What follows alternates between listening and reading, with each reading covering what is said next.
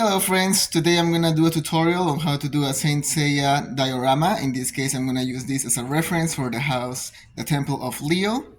I've done some other dioramas over here like the Temple of Ares. You can see Mu over here fixing all the battered armors of the bronze saints and my small Saint Seiya collection over there. And then I did the Taurus house with Aldebaran and Seiya battling it out. This one turned a little bit better because I learned from my mistakes over here. So you can see that the walls are pretty large, the paint is pretty flat, and over here I added some texture, some contrast, and some other things. So first, the kind of things that we're going to use, this material is called an insulating foam, and this is what I got. In any home improvement shop, you can find insulating foam. It looks like this. And to cut into it, we're gonna use, not surprisingly, a cutter. I use an X-Acto knife for more precise work. And then we are going to use silicone glue to start gluing it and putting it together. Mod Podge, it's like it says here, another glue, but you mix it with acrylic paint. In this case, I'm going to use acrylic paint, and it gives it a little bit more consistency than just over here, which is pretty soft and crumbly. Oops, sorry. So this is it's gonna take a lot of damage from just regular handling, and with Mod Podge, it becomes a lot stiffer. So what other materials I'm going to use? These are called Roman candles. They are used for wedding cakes, and of course Rome and Greece are pretty similar to each other. So this can, I like that they come pre-made, so I don't have to worry about anything. And that's how they look, painted and unpainted. And of course brushes, a bunch of acrylic paint, black base paint. I have some golden metallic paint for a bunch of the work.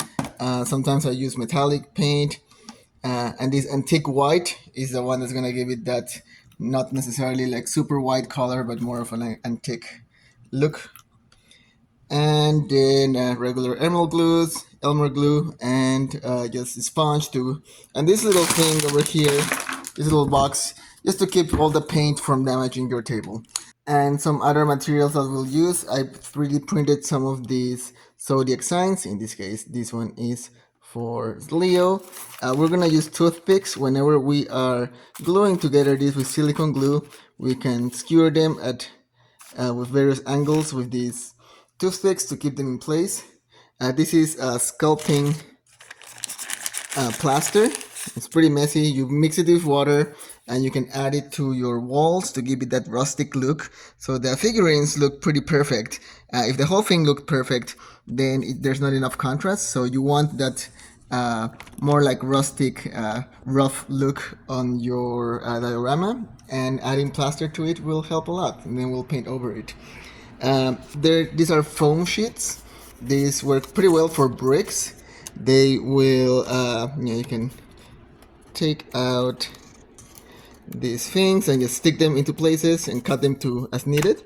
So these are super useful, and we use them for the floor and for the walls. And my real super handy ruler. For some reason I've had it for 20 years. It's nice to make all of your dioramas the same thing, so there's some sort of planning involved. In this case I make them 9 centimeters deep at the tall and up to 12 centimeters deep, and then the whole depth, and then I add some extra steps over here. This is just cardboard. It's not insulating foam. So planning stage. Of course, it makes sense for Seiya and Aiolia to be in the House of Taurus fighting it out, but I'm already using Seiya with Aldebaran. So instead, I'm going to showcase these 3 figurines, Aiolia and Cassios, who sacrificed himself to save Seiya because Shaina, who's looking super awesome over here, was in love with him, and that's a good scene. Unfortunately, there's very little space. As you can see over here, there's the columns and there's the lions, and then there's like at least 4 columns, I'm gonna guess, and we're gonna try to put like 3 different figurines in here with lions. So we're gonna have to plan a little bit more. Also notice that the House of Leo is pretty tall, so as opposed to this guy. So this one I just gonna cut into place. This one I'm probably gonna have to glue something to give it that really arced ceiling. So and this is a 3D model. You can actually like download it and print it if you want to spend a lot of time. It's not good for dioramas because it's made to scale, and dioramas are not. So we're gonna go and plan. How much space do we actually have in here, and we'll see what happens. Okay, so after planning, this is what I came up with. This is an aerial view of the very little space that I have. There's going to be 4 columns to support the ceiling. Aiolia is going to be punching Cassios, who is sacrificing himself. Technically, Shaina is not in the scene, but I like how expressive her face plate is, so she's going to be there because she did mourn the loss of Cassius. And I'm gonna 3D print some lions over here. They have to be on the outside of the diorama, unfortunately. But that's the way it's gonna have to work. So now that we have the planning, we can start cutting the insulating foam.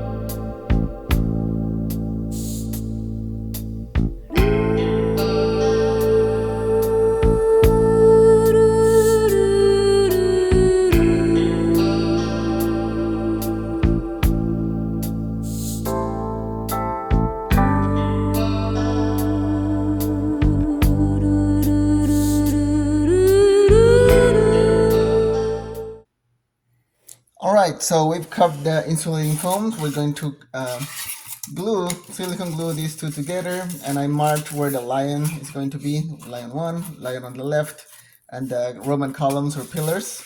And with the same thing that I cut off, I use it so that we can have some steps.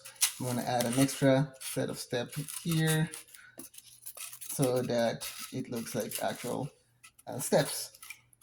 In this case, because of the thickness of this, which is like 2 centimeters, each of these steps are 1 centimeter tall, 1.5 centimeters wide. And you can tell that it's going to be really difficult to glue these together.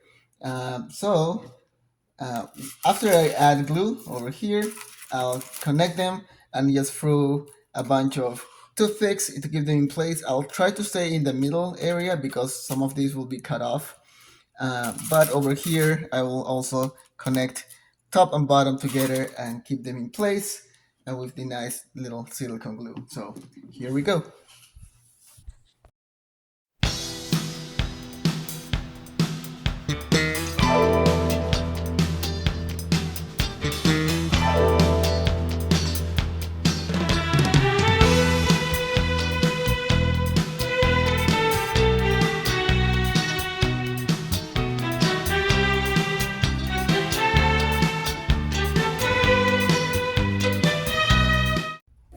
All right, so the base has been glued together. I might cut some of these stairs shorter to just give it a little bit more form than square.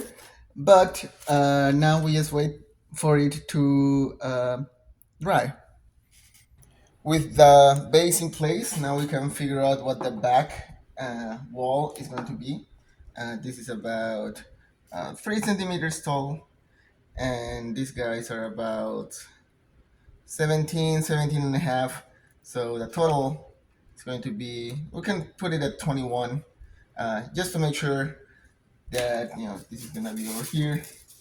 And then there's gonna be a portal cut in the middle. So let's get that going.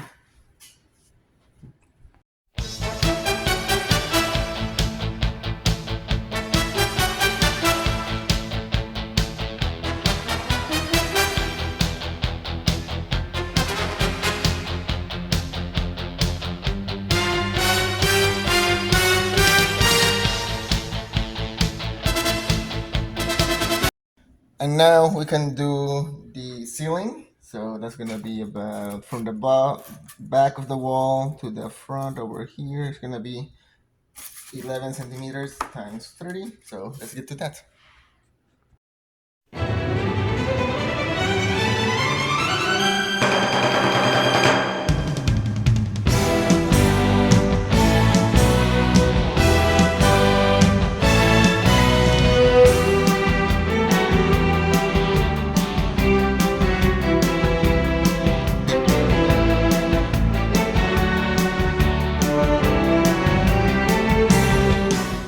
And now that we have the ceiling, it's not attached or anything that happens next. With summer planning, this is what I think the vaulted roof should look like. 17 by 3, and then an extra 7 overhang, so it'll go like that. I think that will work well. So it's too tall to carve it out of these things, like at an angle. So it's just easier to glue them together, like so. So that's the next step.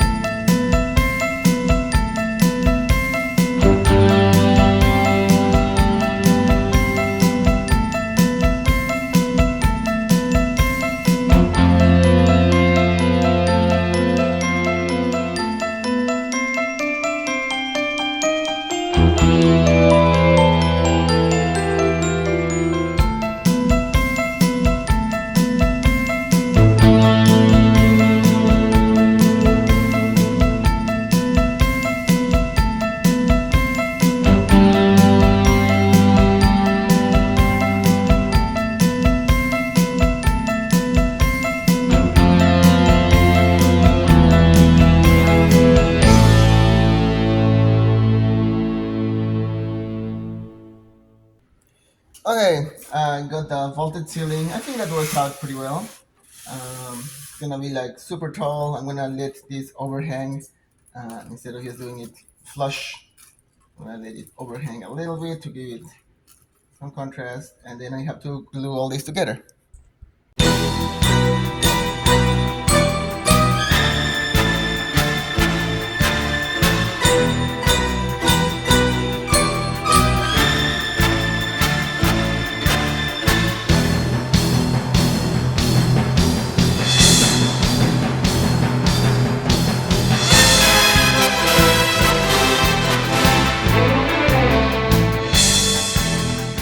Okay, so it's mostly done. I was gonna put this here. You can see the toothpicks that held this in place.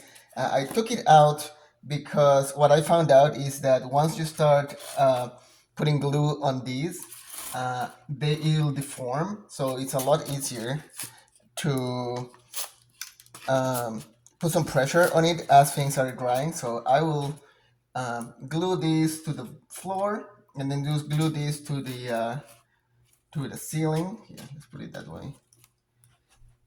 And then just put a whole bunch of different books in it to apply pressure. And because I can't put toothpicks to keep this pressure on these two, so instead I'll put some books, and that will take care of this glue connection, and then I can put this back. I think it turned out pretty well, so let's do the last gluing together.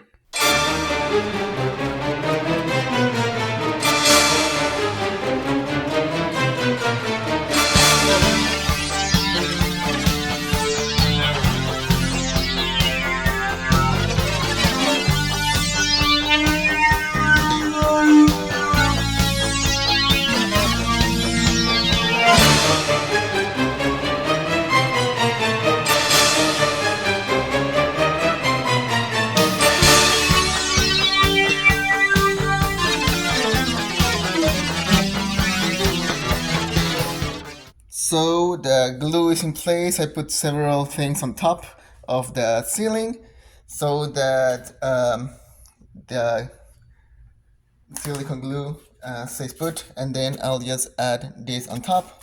This doesn't have any weight, so it's gonna be super easy.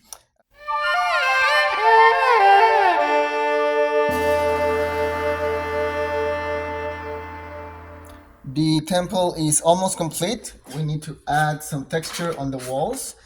In the past, I've used 3 centimeters by 2 centimeter bricks. I think that's quite a lot, pretty big. So I'm gonna try 2 by 1 and see how that works. It'll be more work because I'll have to cut more, but I think it will be worth it. So as I cut, I'm just gonna add it to the walls, and then we'll figure something for the floor. Here we go.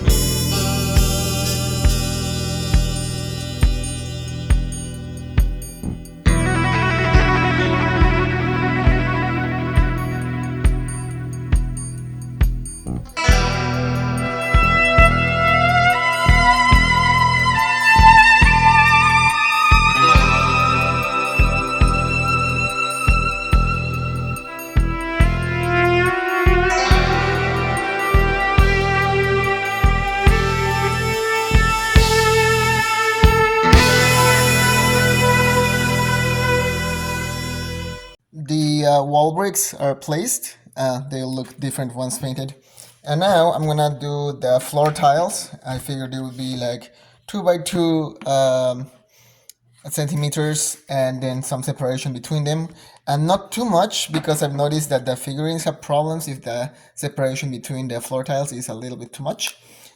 So we'll provide a nice stable surface for them. Here we go.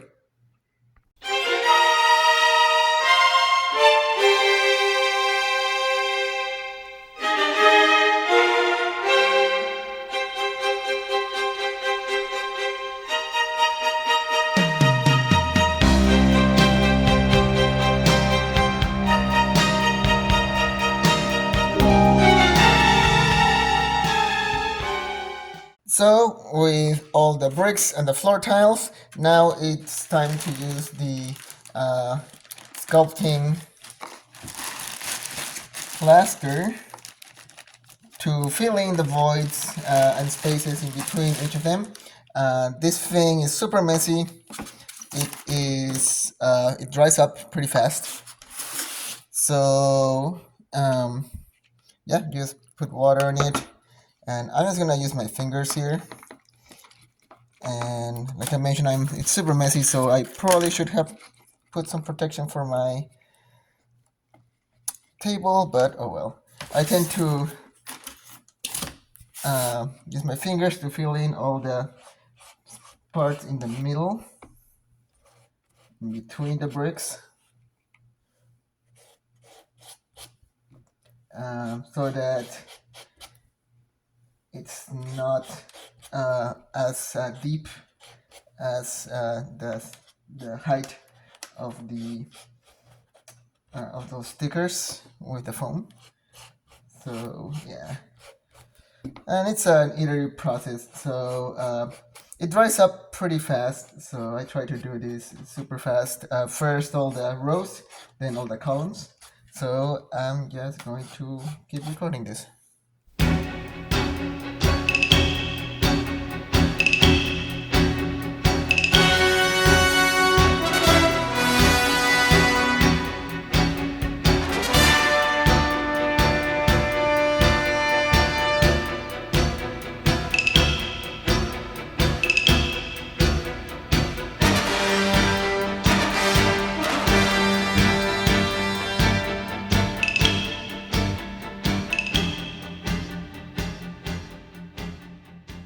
All right, told you that's messy, but I've done the ramps on the stairs, the floor, and the walls. I'm gonna wait for these to dry up, and then we'll put the base coat paint over here, and I'm gonna put some of this in there the rooftop to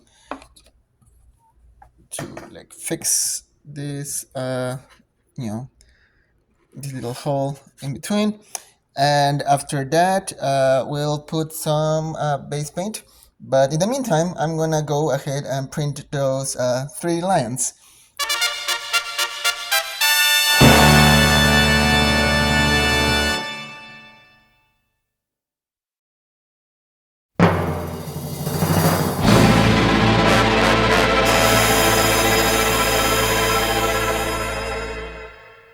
So the 3D lions turned out pretty well. Before we go on, we want to use water-based glue and sealant to prevent damage from, like this. You can see that it just kind of falls apart. So we're gonna use that and black base paint, acrylic. We're gonna mix half and half together and cover everything so that all these little things are pretty are protected from just like if you move them or if you like add new things. Things like the plastic over here, they don't really need a Mod Podge because they're already pretty solid, and I don't want to lose. I'm gonna use a large brush just to go all over here because there are not really a lot of details anywhere here, but there are a lot of details on the lion and the columns, so I'm gonna use a smaller brush. And I'm not gonna use any glue on these plastic parts, but I'm gonna use glue everywhere else, and it's gonna look pretty black here in a few minutes. So here we go. So just about half and half would be enough. I think that's pretty good for now. And half of black. It'll enhance shadows for those hard to reach places. I think that's pretty good. Mix them well. No need to be subtle. It's just like coated everything else and then we'll paint on top. So yeah, half and half is pretty good. So onwards.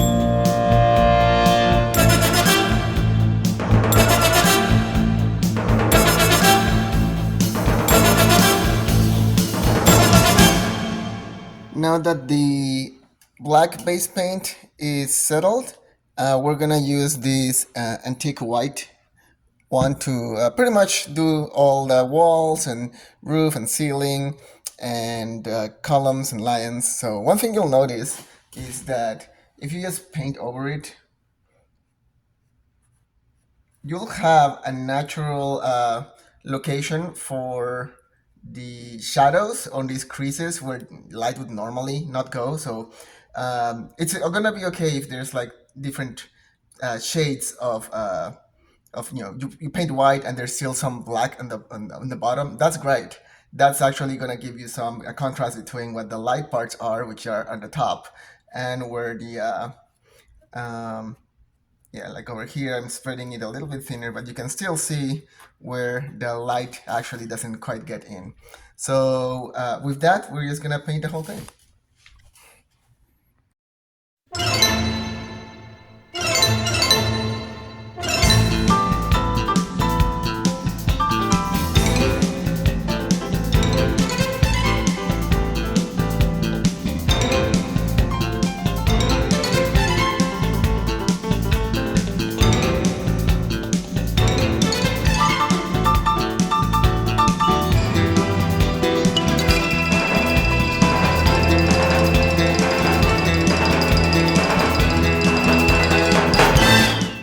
So this is a result after a first pass. One thing I started to do as well is to add the metallic golden paint on the top and base uh, of the columns. One thing also, the floor is gonna be a different color. It's gonna be like way gray to match this stand in case I need to use it.